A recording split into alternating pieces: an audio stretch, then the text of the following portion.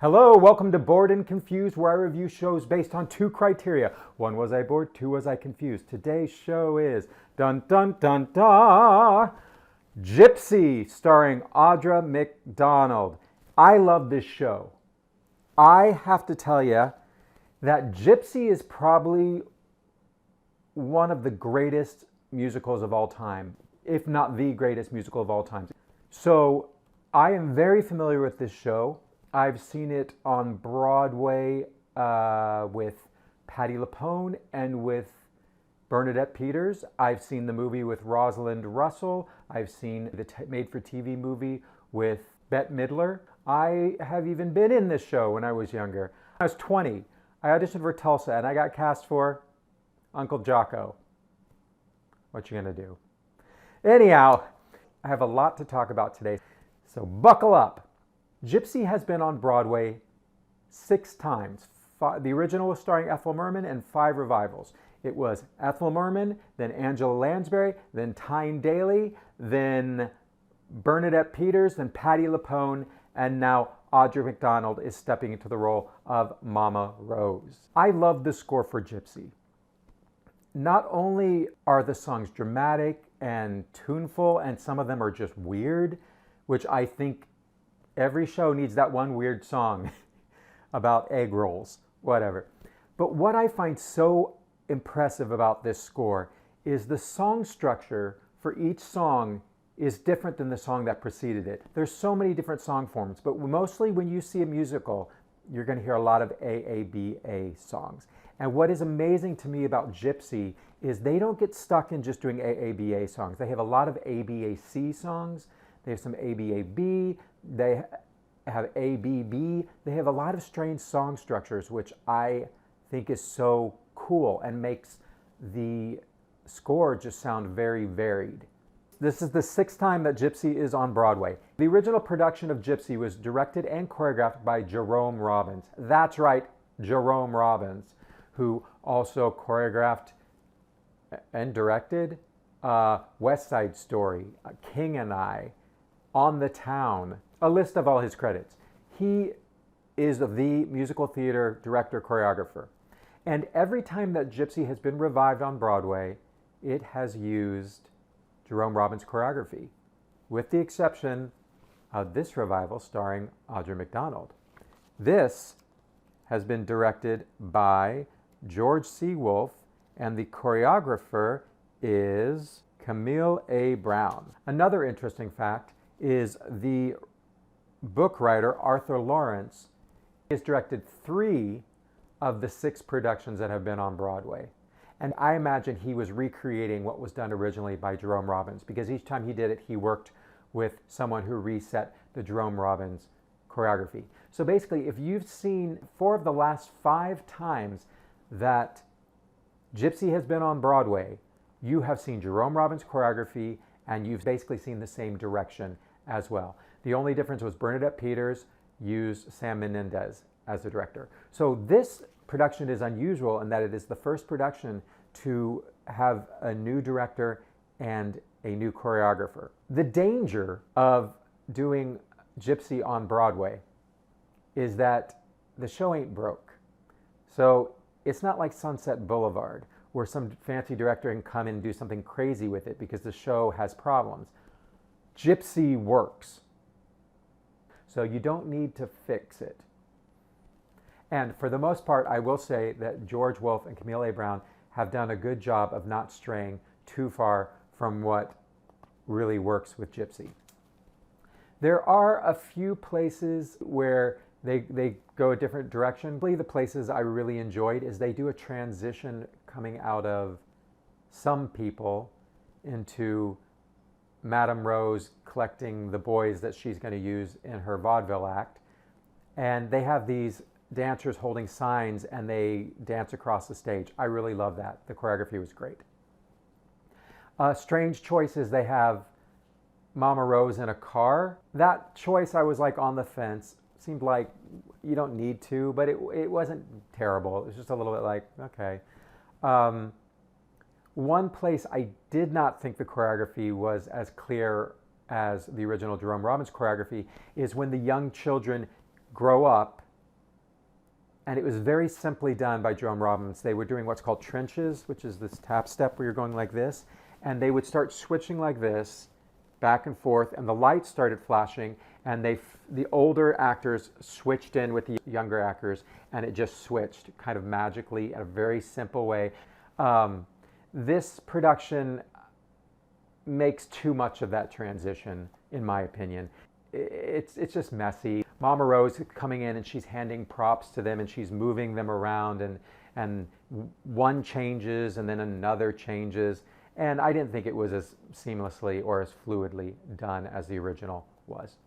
I heard that Jerome Robbins was criticized by someone for his choreography on the original Gypsy because they didn't think it was up to par with a lot of his other huge ballets and West Side Story and all of those. And they thought the choreography was kind of simple. And Jerome Robbins says, yes, of course it's simple, because most of the songs that are being performed on the stage have been choreographed by the character Mama Rose. So Jerome Robbins understood this important thing, that anytime we see the vaudeville act starring Baby June and Louise and the four boys, this was written, directed, designed, choreographed, and costumed by Mama Rose.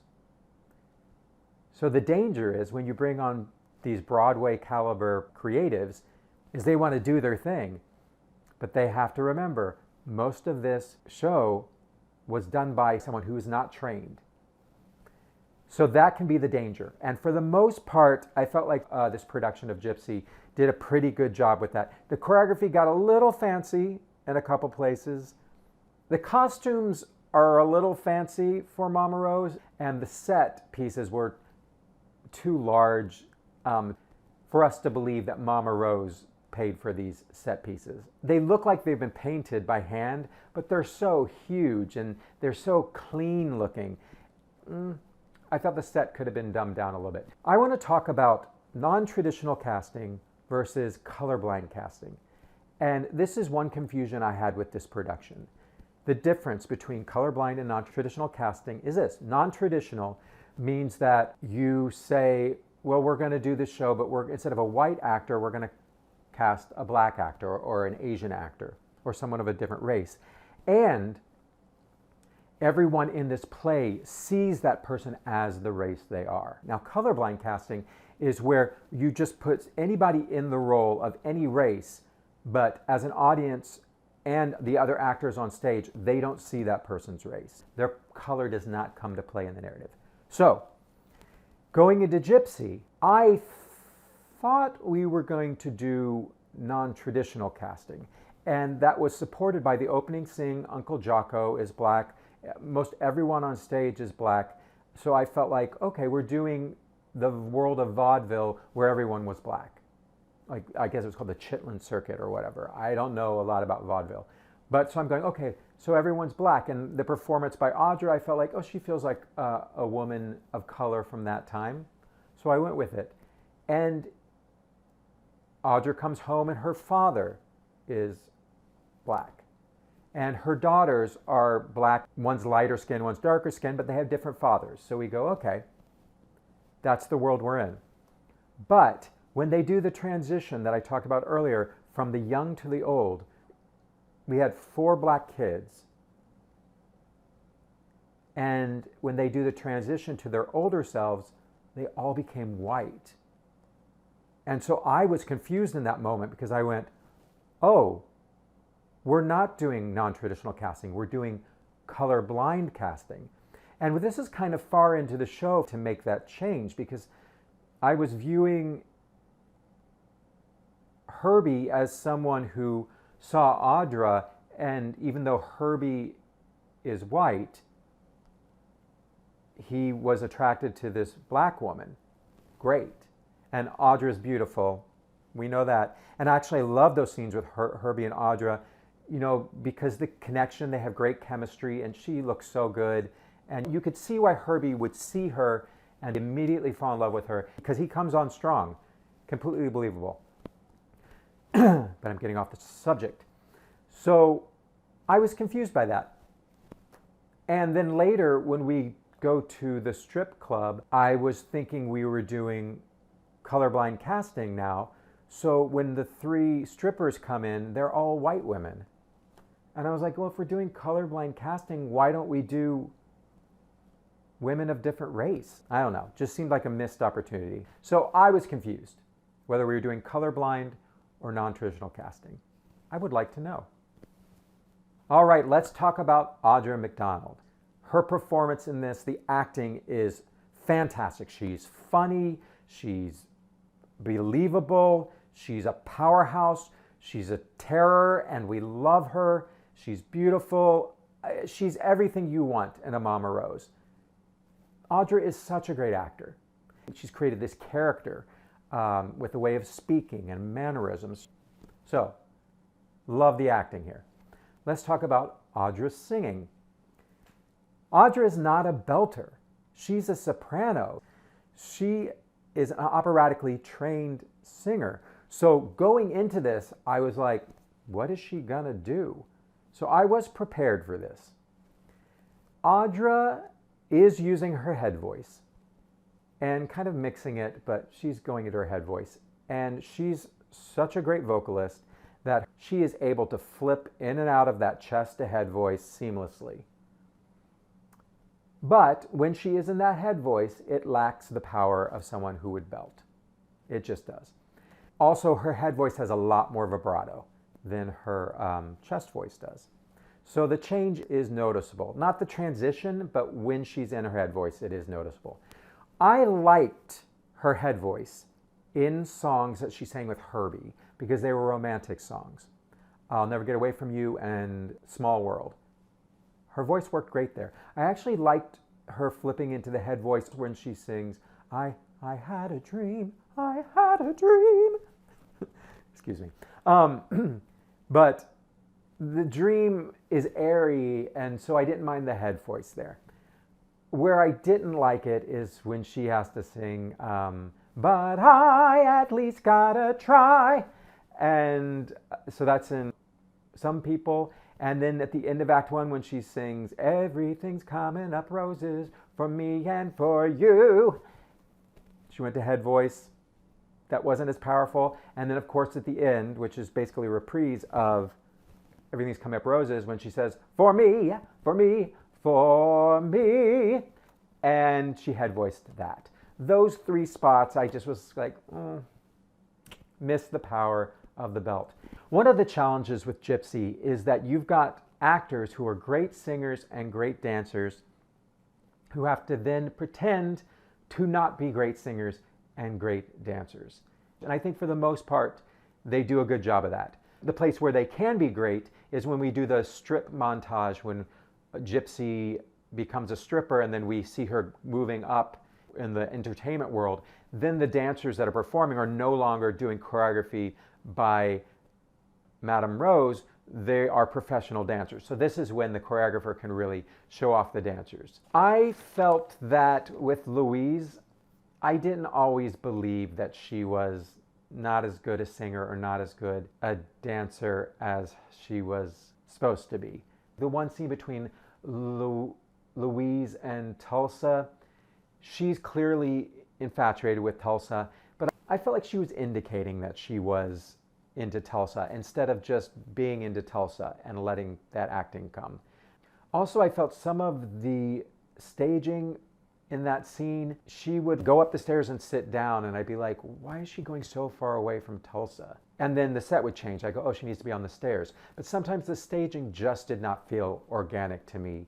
And I also did have an issue with the choreography for the big strip where we see her becoming a better stripper. I felt like I was seeing Louise become a better dancer as opposed to becoming a better stripper and a better performer. I want to see the striptease get better, not the choreography get better. Now the choreography around her, yes, should get better because she's moving up to better venues. But I really missed just the strips getting more creative, her using the curtain to hide herself, her bantering with the audience. So she has one line where she says something about a guy being bald, but when she said it, she was looking up at the mezzanine. And I was like, yeah, we can't tell. pick someone in the front row and say he's bald. Pick a real bald man. So I didn't really feel like I was getting that she was becoming a great performer as a strip artist. And the final strip she does, she starts out in basically panties and a little corset and a bra. And I was like, she's already naked, especially for that time period. I want to see the art of the striptease. And I felt like they were just doing dancing. Now the dancing was beautiful. They do this sequence of 3 lifts for her final big performance. And she looked great. They're just tossing her all over. Beautiful work by the choreographer and the dancers in that.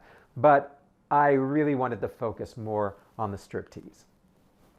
So this production is a very good production of a great show. So it's definitely worth your money.